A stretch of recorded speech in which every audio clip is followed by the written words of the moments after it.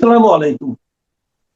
প্রিয় দর্শক, অন্য মঞ্চের আলোচনায় আপনাদের সকলকে আমন্ত্রণ জানাচ্ছি।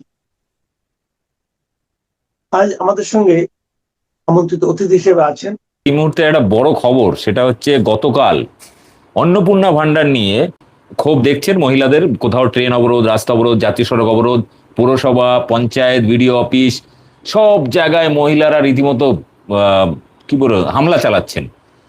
আহ, কয়েকটা পৌরসভাতে তো রীতিমতো ভাঙচুর চালিয়েছেন। সেখানে পরিস্থিতি সামাল দিতে চলে গেছেন রাজ্যের অনেক বিধায়করা। মহিলাদের ক্ষোভের মুখে তারা পালিয়ে বেঁচেছেন। এলাকার বিজেপি নেতারা হাওয়া, তাদের কোনো খোঁজ খবর নেই। ঠিক এরকম একটা পরিস্থিতিতে দাঁড়িয়ে গতকাল নন্দীগ্রামে, মানে শুভেন্দুর গড়, সেই নন্দীগ্রামে, সেখানে মহিলারা হামলা চালিয়েছে বিজেপি নেতার বাড়িতে। বিজেপি নেতা ছিল না, তার শালা বা কেউ একজন ছিল, তাকে ধরে উদম গণধোলাই দিয়েছে।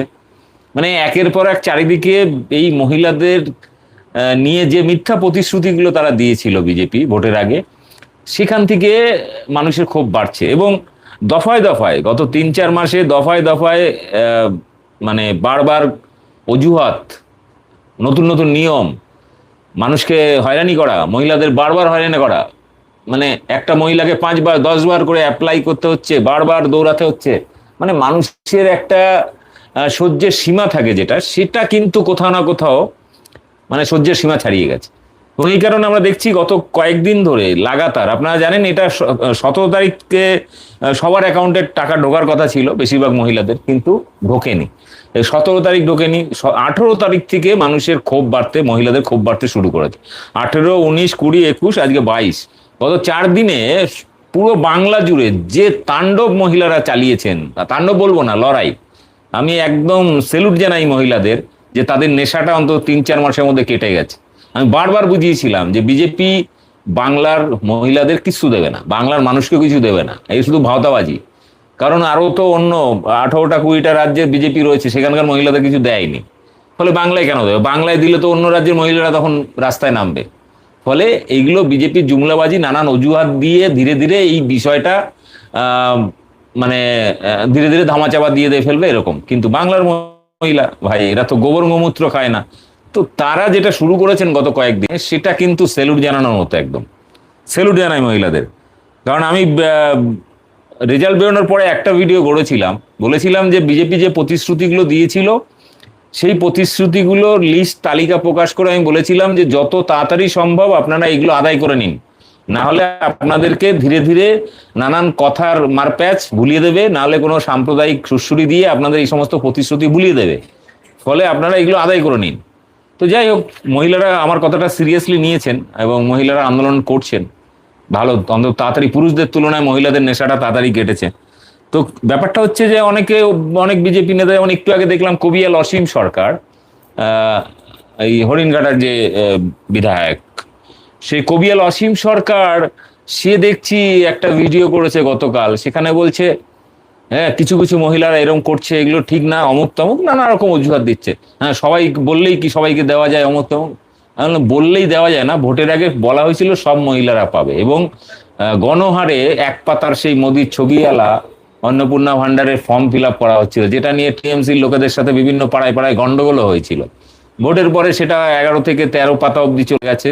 শর্ত মোটামুটি 30-40 রকমের শর্ত চেপেছে, এবং নিত্য নতুন শর্ত এখনো চলছে, শর্তের কোনো শেষ হয়নি।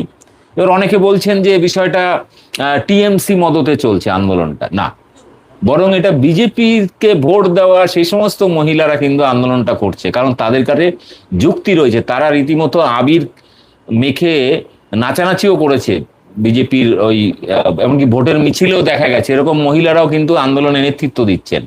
আপনাদের এরকম অনেকগুলো মহিলার আইডেন্টিফাই করে আলাদা করে একটা ভিডিও করব, যে মহিলারা আন্দোলন করছেন এটা কি সত্যি তৃণমূলের মহিলারা, না সত্যি বিজেপিকে যারা ভোট দিয়ে ঠকেছেন সেই সমস্ত মহিলার আন্দোলন করেন।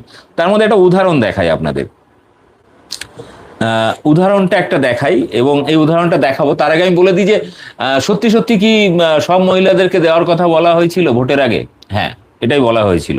আপনারা জাস্ট এই খবরটা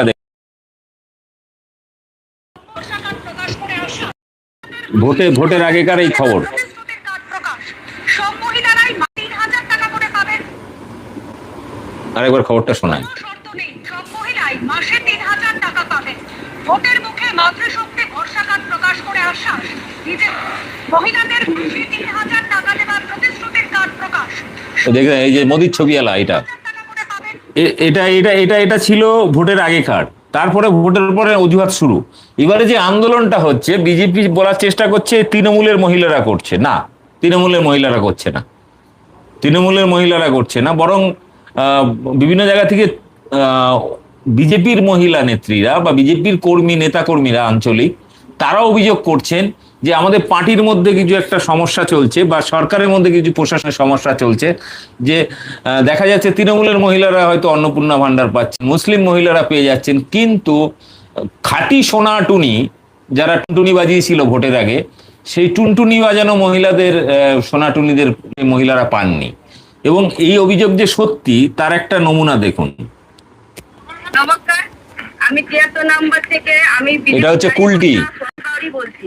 বিজেপির নেত্রী। এখানে অন্নপূর্ণা ভান্ডারের যাদের পাওয়ার যোগ্যতা ছিল আর 3 মাস ধরে ওরা ফর্ম ফিল আপ করে যাচ্ছে।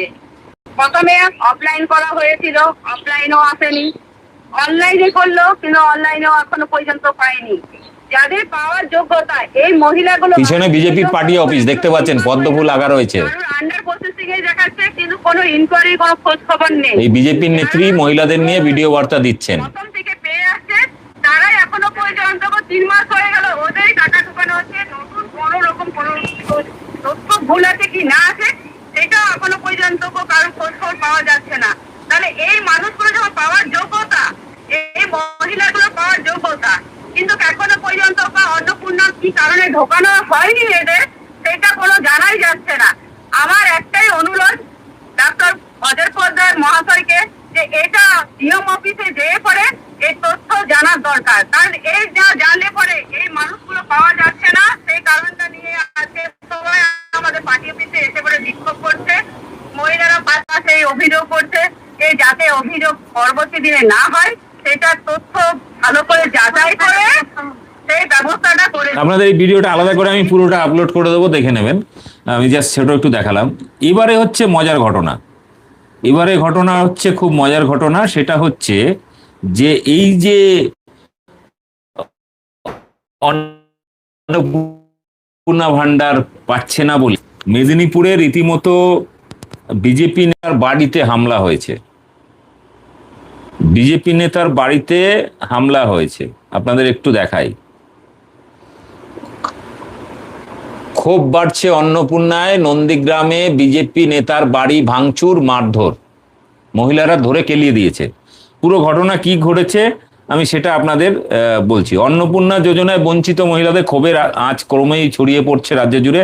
চলতি আগস্ট মাসে সেই ভাতা পাওয়ার তারিখ ছিল বৃহস্পতিবার, অর্থাৎ 17 তারিখ।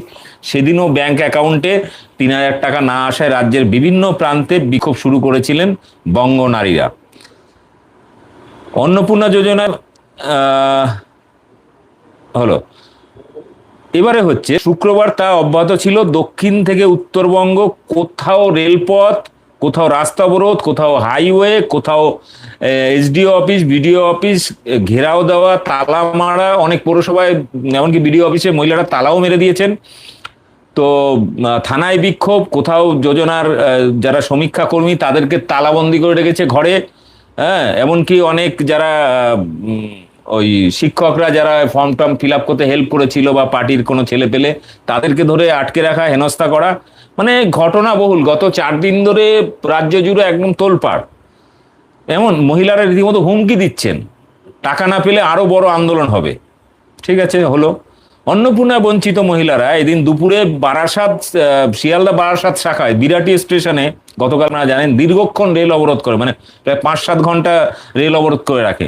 বিক্ষোভ থেকে রেহাই পায়নি রাজ্যের পুর নগরায়ণ মন্ত্রী অগ্নিমিত্রা পালও। এদিন পশ্চিম মেদিনীপুর জেলা শাসকের দপ্তরে তিনি বৈঠক করছিলেন। সেই সময় একতলায় বিক্ষোভ শুরু করেন মহিলারা। মানে যেখানে বৈঠক করছেন সেখানে নিচের তলায়, সেই গ্রাউন্ড ফ্লোরে মহিলারা রীতিমতো আন্দোলন শুরু করে দিয়েছে। বৈঠক ছেড়ে বেরিয়ে বিক্ষোভকারীদের সঙ্গে কথা বলেন, তাদের শান্ত করার চেষ্টা করেন। অগ্নিমিত্রা পাল বলেছিলেন, ওখানে বলেন ওদেরকে, বলতে খারাপ লাগছে অনেক তৃণমূলের লোক ভিতরে বসে রয়েছে, অনেক গন্ডগোল পাকাচ্ছে। আরে ভাই, এখানে তৃণমূল বিজেপির কি আছে ভাই? তুমি মহিলাদের টাকা দিচ্ছ, সে তৃণমূল করে, বিজেপি করে, সিপিএম করে, সেগুলো দেখার দরকারটা কি? মানে একটা মিনিমাম যোগ থাকে। যাই হোক, বিক্ষোভের পারদ চড়ছে স্বয়ং মুখ্যমন্ত্রী শুভেন্দু অধিকারীর জেলা পূর্ব মেদিনীপুরও। আরেকটা আপনাদের বলে রাখি, এখানে আরেকটা ভিডিও আছে, আমি আপনাদের দেখাচ্ছি। সেখানে উত্তরবঙ্গ ভিজিটে ছিলেন, সেখানে সাংবাদিকরা শুভেন্দু অধিকারী প্রশ্ন করছেন যে আরামবাগ থেকে শুরু করে বিভিন্ন জায়গায় মহিলারা রীতিমতো বিক্ষোভ করছেন, ঝামেলা করছেন, পথ অবরোধ করছেন, এটা নিয়ে কি বলবেন? শুভেন্দু অধিকারী পালিয়ে গেছেন। এই প্রশ্নটা করাতে উত্তর না দিয়ে রীতিমতো পালিয়ে গেছেন। যাই হোক, এবারে যে ঘটনা হচ্ছে, বিক্ষোভের পারদ চড়ছে স্বয়ং মুখ্যমন্ত্রী শুভেন্দু অধিকারীর জেলা পূর্ব মেদিনীপুরেও। ক্ষোভের আগুন ছড়িয়েছে তার অন্যতম নির্বাচনী কেন্দ্র নন্দীগ্রামে।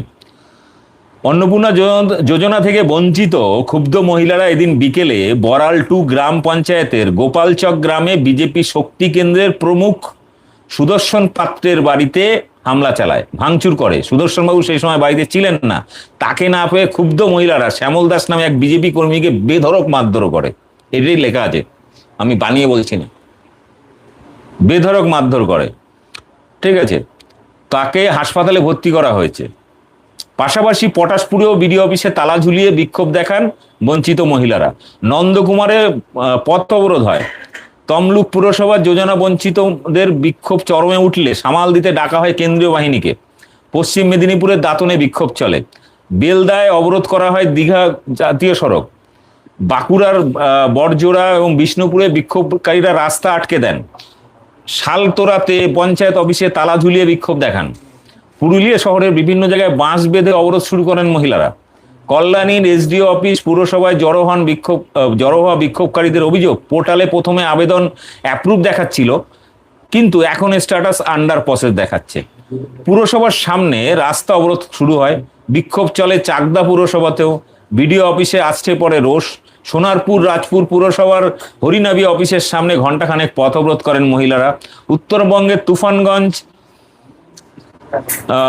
তুফানগঞ্জ, তারপরে ক্রান্তি, ময়নাগুড়ি, আলিপুরদুয়ার, মাটিগাড়া এবং তপন সব জায়গাতে চলে। বালুরঘাট শহর লাগোয়া মোয়ামারিতে অন্নপূর্ণা সমীক্ষার করা অঙ্গনওয়াড়ির কর্মীকে তালাবন্দি করে রাখেন মহিলারা। তো মোটামুটি রাজ্য জুড়ে এই তাণ্ডব মহিলারা শুরু করেছেন। অন্নপূর্ণা এখন রীতিমতো মা কালীর রূপ ধারণ করেছেন। ঠিক আছে, এবার পুজো আস্তে আস্তে মহিলাদের পকেটে যখন টাকা ঢুকবে না, দুর্গাপূজার সময় মায়েরা চণ্ডী রূপ, মানে দুর্গার রূপ তখন অসুর বদন করবে, ত্রিশূল দিয়ে বিজেপি নেতাকর্মীদের রীতিমতো খোঁচাবে। ফলে যাই হোক, খেলা কিন্তু জমে গেছে। এবং এই যে বিজেপি নেতাদের বাড়িতে হামলা, এরপরে পাড়ায় কোনো বিজেপি নেতাকর্মী টিকতে পারবে না। এই যে হকার উচ্ছেদ, বস্তি উচ্ছেদ শুরু করেছিল, সেই সমস্ত জায়গায় হকার বস্তি যারা বিজেপি নেতা ছিল তারা তো হাওয়া হয়ে গেছে বুলডোজারের পরে। এরপরে পাড়ায় কোনো বিজেপি নেতাকর্মী আর টিকতে পারবে না মহিলাদের জ্বালায়। দেখ কেমন লাগে ভাই, সব রাজ্যে তুমি টুপি দিয়েছো, বাংলার মানুষকেও তুমি টুপি দেবে? এটা হয়? যাই হোক, যাই ছোট্ট করে আপনাদের আপডেট দেওয়া ছিল। খেলা কিন্তু জমে গেছে। আর ভিডিওটা বেশি বেশি করে শেয়ার করুন। বেশি লম্বা করব না, অনেকে বলছেন অনেক লম্বা হয়ে যাচ্ছে। তো প্রত্যেকে অনুরোধ, ভিডিওটা বেশি বেশি করে শেয়ার করুন, যাতে আরো মহিলারা আন্দোলনে নামেন। তাদের অধিকার, প্রাপ্য অধিকার, যে কথা বিজেপি ভোটের আগে বলেছিল, সেই কথা যতক্ষণ না পূরণ হচ্ছে, সব মহিলারা যতক্ষণ না টাকা পাচ্ছেন ততক্ষণ পর্যন্ত ছাড় নেই। আপনাদের আরেকবার আমি দেখিয়ে দিই ভোটের আগে বিজেপি কি বলেছিল। কোনো শর্ত নেই, সব মহিলাই মাসে 3000 টাকা পাবে। ভোটের মুখে এবিপি আনন্দর খবর ছিল এটা ভোটের আগে। এই যে মহিলাদের মাসে 3000 টাকা দেওয়ার প্রতিশ্রুতি, এই যে সব মহিলাদের ছিল। এই পোস্টারটা একবার খুঁজে দেখবেন। ঠিক আছে, এবারে হলো আপনাদের এটাও দেখালাম যে এখন বিজেপির নেত্রীরা চাপে পড়েছেন। বিজেপি পার্টি অফিসের সামনে দাঁড়িয়ে বিজেপি নেত্রী বিবৃতি দিচ্ছেন, সরকারের কাছে আবেদন করছেন যাতে সব মহিলারা টাকা পায়, নাহলে এলাকায় টিকতে দিচ্ছে না, এই কথাগুলো বলছেন। এই ভিডিওটা আমি একটু পরে আপলোড করে দিচ্ছি আপনাদের। যাই হোক, প্রত্যেকে অনুরোধ, ভিডিওটা বেশি বেশি করে শেয়ার করুন। আর বাংলার মহিলাদের বা যারা যে সমস্ত দাবি বিজেপি করেছিল, এখন দাবির লিস্ট তো লম্বা। আপনারা দাবির লিস্ট তো 200 ইউনিট বিদ্যুৎ ফ্রি ছিল, দেবে বলেছিল, দেয়নি। 2 টাকা ইউনিট বিদ্যুৎ হবে, এটাও দেয়নি। 450 টাকা গ্যাস দেবে বলেছিল। পেট্রোলের দাম নর্মাল যে দাম রয়েছে তার থেকে 10 টাকা কম নেবে বলেছিল, সেটাও করেনি। এছাড়া তো আরো অনেক রয়েছে, যুব শক্তি অমুক তমুক রয়েছে। আর উল্টে আমরা দেখলাম কয়েকটা ভিডিও যেখানে সবুজ সাথীর সেই মমতা ব্যানার্জি যে সাইকেল দিয়েছিল, সেই সাইকেলের উপরে সারথি বলে একটা স্টিকার লাগিয়ে দিচ্ছে, চারিদিকে এখন খুব ভাইরাল। নিজেরা কোনো সাইকেল কিছু করছে না, পুরোনো সাইকেলগুলোকে স্টিকার মেরে চালানোর চেষ্টা করছে। নাম পাল্টানো এদের স্বভাব। তো যাই হোক, ওইভাবে ক্রেডিট তো নেওয়া যায় না, নিজেরা কাজ করলে তবে না ক্রেডিট পাওয়া যায়। যাই হোক, ভিডিওটি বেশি বেশি করে শেয়ার করুন, যাতে বাংলার সমস্ত মহিলারা সচেতন হয় এবং পুজোর আগেই যাতে প্রত্যেকটা মহিলা 3000 টাকা এবং প্রাপ্য ভোটের পর থেকে এখনো পর্যন্ত যে ডিউ রয়েছে, ধরুন আপনি সামনের মাস থেকে পাচ্ছেন, কিন্তু আগেও তো অন্নপূর্ণা বা মানে লক্ষ্মী ভান্ডার পেতেন। তো যে সমস্ত মহিলারা লক্ষ্মী ভান্ডার পেতেন, তারা যতক্ষণ না সবাই বা লক্ষ্মী ভান্ডার পাননি, বঞ্চিত হয়েছেন এরকম মহিলারাও, সমস্ত বাংলার সমস্ত মহিলারা যতক্ষণ না অন্নপূর্ণা ভান্ডারের টাকা পাচ্ছেন, এবং যে কমাস ক্ষমতায় আসার পর যে কমাস দেয়নি, তারা নানান অজুহাতে হয়রানি করেছে, পুরো মাসের আদায় করতে হবে। যদি পুজোর আগে এটা আদায় করতে পারেন তাহলে ঠিক আছে, নাহলে পুজোর সময় মহিলারা যে কি রুদ্র মূর্তি ধারণ করবে, চণ্ডী মূর্তি বা কালী মূর্তি, যে পুজো দুর্গাপুজোর পরে কালী পুজো, আগে দুর্গা অসুর বোধনটা তারা কিন্তু দুর্গাপুজোয় করে দেবে। ঠিক আছে, সবাই ভালো থাকুন, ভিডিওটা ব্যাপক শেয়ার করুন। আর নেট প্রবলেম, দাদা নেট প্রবলেম হো আপকা? হ্যাঁ, একটু নেট প্রবলেম হচ্ছে। যাই হোক, সবাই ভালো থাকুন, ভিডিওটা শেয়ার করুন। তামিলনাড়ুতে গেলেন দেশের স্বরাষ্ট্রমন্ত্রী, এবং স্বরাষ্ট্রমন্ত্রী গিয়ে যে কাজটা করলেন সেটা বেশ খানিকটা কিন্তু এই মুহূর্তে পলিটিক্যাল অ্যানালিস্টরা বলছেন যে অবশ্যই রাজনৈতিকভাবে তাৎপর্যপূর্ণ। তার কারণ তিনি যেখানে গেলেন সেটা অবশ্যই চেন্নাই, এবং সেখানে তিনি প্রত্যেকটা রাজ্যের যারা মুখ্যমন্ত্রী তাদের সঙ্গে দেখা করলেন। এবং সেখানে এলেন চন্দ্রবাবু নাইডু, সেখানে এলেন DK শিবকুমার, সেখানে এলেন কেরালামের মুখ্যমন্ত্রী, কংগ্রেসের মুখ্যমন্ত্রী, এবং অবশ্যই থালাপাতি বিজয়। কিন্তু গুরুত্বপূর্ণ একটা জায়গা দেখা গেল, থালাপাতি বিজয় দেশের স্বরাষ্ট্রমন্ত্রী তাকে সম্বর্ধনা জানালেন, এবং অবশ্যই সম্বর্ধনা ফিরিয়েও দিলেন। একদম থালাপাতি বিজয়কেও গ্রিট করলেন দেশের স্বরাষ্ট্রমন্ত্রী। এই জায়গাটা দেখা গেল। কিন্তু পাশে বসে রইলেন চন্দ্রবাবু নাইডু, যে চন্দ্রবাবু নাইডু এত বছর ধরে নরেন্দ্র মোদী সরকারকে সমর্থন করেছেন, এবং 2024-এর ভোটের আগে থেকেই সমর্থন করেছেন। সেই চন্দ্রবাবু নাইডু সম্পূর্ণ এই মুহূর্তে বেশ খানিকটা কিন্তু ব্যাক সাইডে পড়ে রয়েছেন, তেমন একটা অনেকেই বলছেন, এবং অবশ্যই সেই জায়গা থেকে চাপ বাড়ানোরও চেষ্টা করছেন কিন্তু চন্দ্রবাবু নাইডু মোদী সরকারের ওপর। তার কারণ এই সামগ্রিক যে পরিবর্তিত পরিস্থিতি, সেখানে চন্দ্রবাবু নাইডুর ছেলের ওপর কন্টিনিউয়াসলি কিন্তু আমরা যা খবর পাচ্ছি, নারা লোকেশের ইস্তফা, সেটাকে নিয়ে চাপ বাড়াচ্ছে বিরোধীরা অন্ধ্রপ্রদেশে। তার কারণ ডিএসসি একটা পেপার হয়েছিল সেখানে, এবং সেখানে দুর্নীতি হয়েছে, এবং সেটাকে নিয়ে সরাসরি কিন্তু আপনাদের খবরও দেখিয়েছি যে কন্টিনিউয়াসলি নারা লোকেশের ইস্তফা চাই, এটাকে নিয়ে বিরোধীরা, সেখানকার জেনজিরা প্রত্যেকে রাস্তায় নামছে, এবং সেখান থেকেই সম্পূর্ণভাবে চন্দ্রবাবু নাইডু এখন ব্যাকফুটে। এবং অন্যদিকে কেন্দ্রীয় রাজনীতির পরিসরে কিন্তু সম্পূর্ণভাবে এই মুহূর্তে তার যে গুরুত্ব ছিল সেটা অনেকটা কমে গিয়েছে। NCPI তাদের মাধ্যমে 20 জন সাংসদ যুক্ত হওয়ার প্রেক্ষিতে বর্তমানে যে কন্ডিশন সেটা কিন্তু আরো গুরুতর। তার কারণ চন্দ্রবাবু নাইডুর হাতে রয়েছে 16 জন সাংসদ, কিন্তু গুরুত্বপূর্ণভাবে তামিলনাড়ুকে এতটা গুরুত্ব দিচ্ছে কেন ভারতীয় জনতা পার্টি, সেই প্রশ্নটা উঠে আসছে।